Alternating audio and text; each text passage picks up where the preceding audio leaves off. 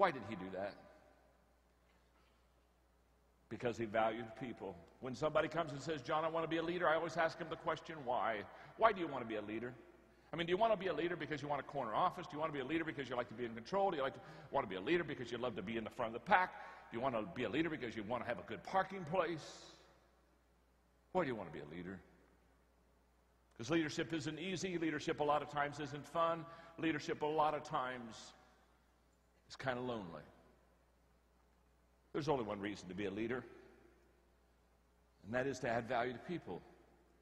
And you and I will only add value to people if we truly value them. I have a nonprofit organization, Equip, that's trained almost 2 million leaders internationally around the world. And I kid you not, as I go to developing countries twice a year and I travel internationally, and I sit down, sometimes I have the privilege of being in the offices of presidents of countries, and as I watch these developing countries, the thing that is the cardinal sin among leadership so much is that they have leaders of their countries that truly don't value the people. And if you and I don't value people, we will devalue people.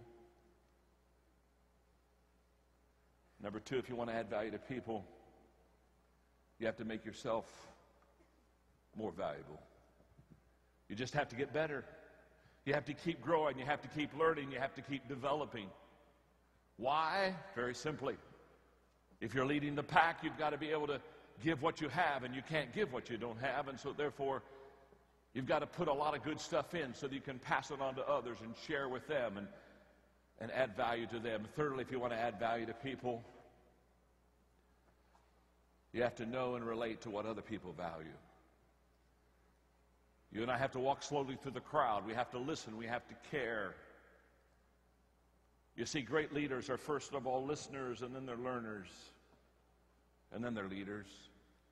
They really do take their cue from the people. They understand that the key of leadership is connecting with the people that you lead, and the only way that you and I ever connect is by caring enough to listen. Number four is very important to me. When I'm speaking in the business community, I always share with them that for them there are 3 ways to add value to people, but for me there are 4. And I tell them I'll give them the 3. And so I'll spend maybe an hour doing those 3 things I just shared with you, talking about how to add value to people. And inevitably, when I'm done with the 3, somebody raised their hand and say, John, you said that for you there was 4, but you said there's only 3 for us. I said, yes, it's nothing personal, but this is about my faith, and so I don't really need to share this with you. It's because I'm trying to help you, and I don't want to cross boundaries with you. And inevitably they'll say, but John, tell us what yours is. And I'll say, well, okay, you can hear mine, but don't write it down.